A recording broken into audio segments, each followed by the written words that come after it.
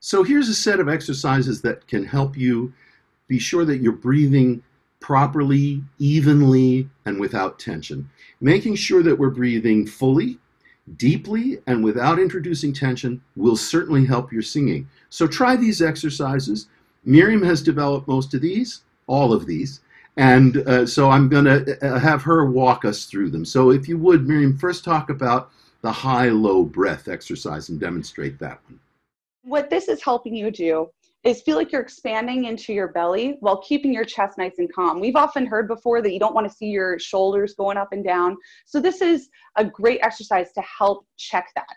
So you're going to have one hand on your chest, the other hand on your belly. And while you're breathing, you want to keep this hand on your chest still.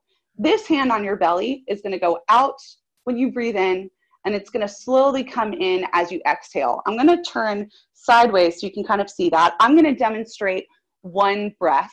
What I'm doing is I'm breathing in for 3 and exhaling for 6. So I'll show that first. So here I go.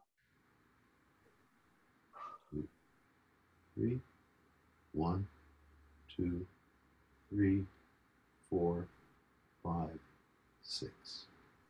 Now, Dad was counting for me because, of course, while I'm just breathing in and breathing out, I'm not able to make sound. So now I will count for you. Hopefully what you saw there was you saw my hand go out as I inhaled, and then I kind of keep this relaxed opening as I exhale. What you don't want is to feel like you're going to collapse. Notice this top hand went down. So here, we'll do it together, and now I'll count with you. So right, breathe in for 3, 1, 2, 3, and exhale. 1, 2, 3, 4, 5, 6.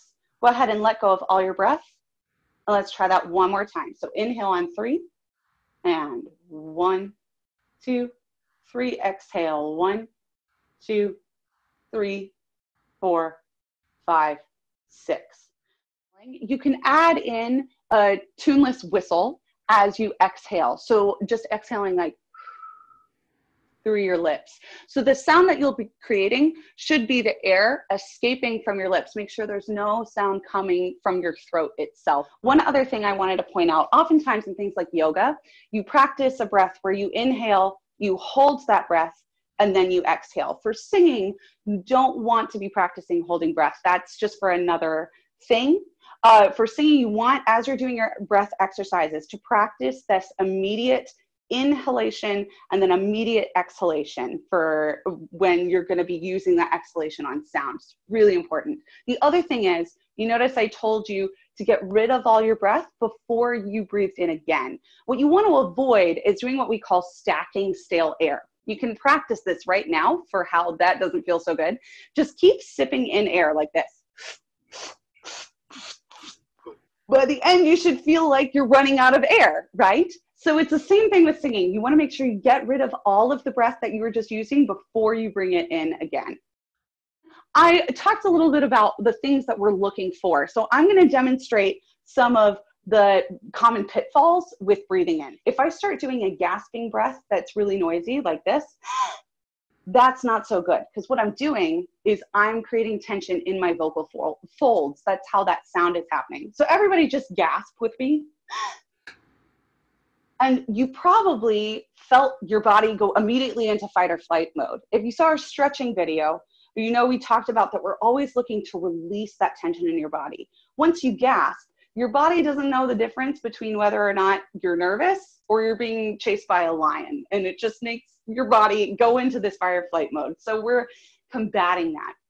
A fun fact with breath too, I think I learned this from you, Dad, that if you practice these low singer breaths when you're like getting your blood pressure checks, it'll help lower your blood pressure. This is a great way to just automatically calm you down in any aspect of life.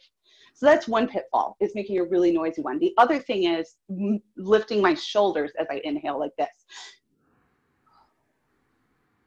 See that? And I'm feeling that tension because these are holding up. So exactly. It's good to, as you breathe in, to think about breathing into your belly, maybe into your low back, expanding all of this, your rib cage, all this stuff.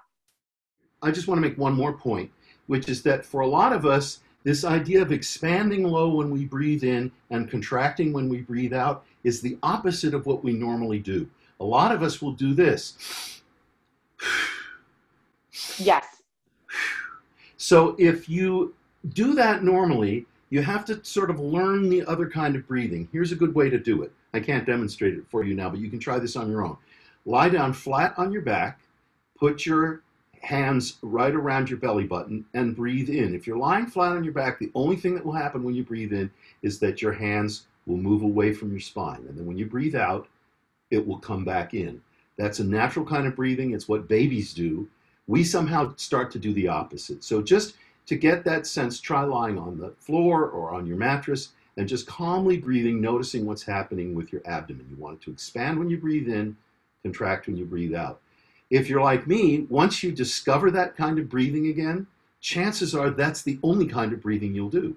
And you'll find that your singing and everything else works a great deal better. Our next exercise is something that Miriam has called the Pendulum Breath. We both got this from something called the Breathing Gym, invented actually by a couple of low brass players at Arizona State, but a lot of us have adopted it.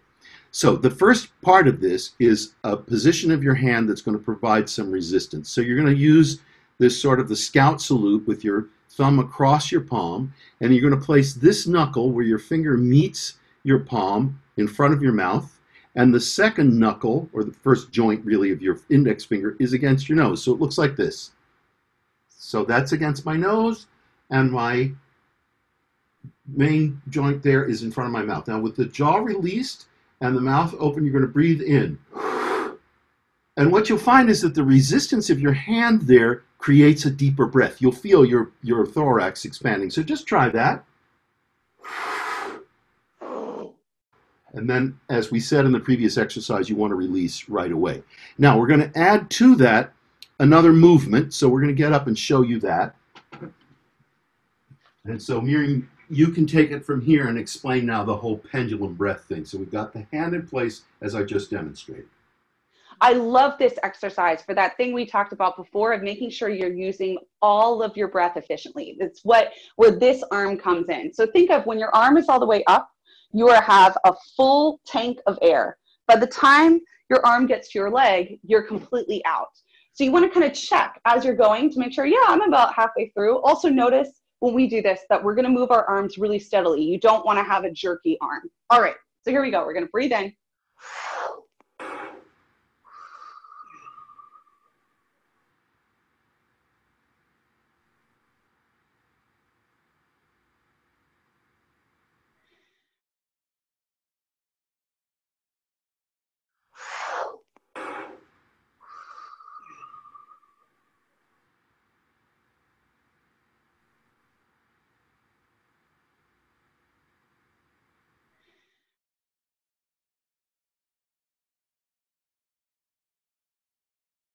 Okay, for this next one, you're going to need some props. So go into the kitchen, get yourself a tall glass, fill it no more than about a quarter full of water because we're going to blow into this straw and it will splash. I know this from bitter experience.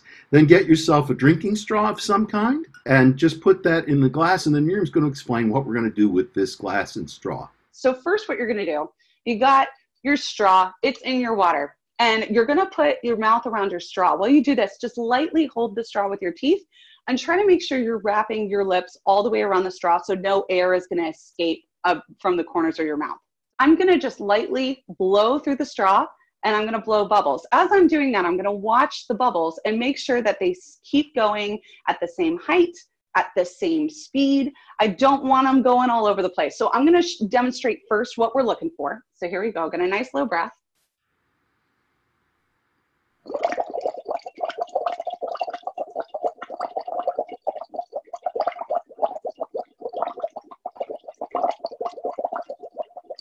So that was great. I noticed my bubbles were going really evenly. They weren't spiking, they weren't going down. So that's what you're looking for. You're looking right into that cup. I'm going to demonstrate what you're not looking for, which is a bunch of peaks and valleys. So if I go.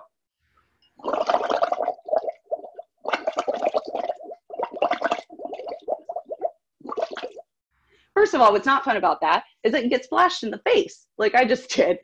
So what I was doing there was I was going, so really exaggerating. You probably won't experience it that much, but you just want to keep those bubbles nice and serene and same level. Once it feels really easy, you can start to graduate with this. So what you do first is you add just one easy low pitch to your exhalation, like a ooh, that kind of thing. If you're a higher voice, you might want to go higher than I'm going right now. So whatever feels comfortable for you. All right.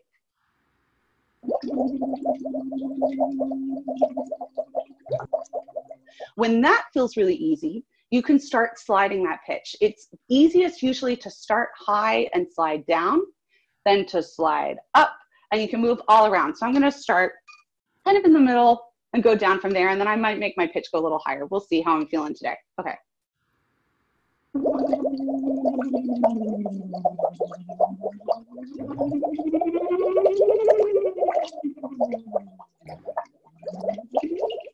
Yeah, I'm going to now start on a higher pitch and slide down and see if I notice any differences. All right.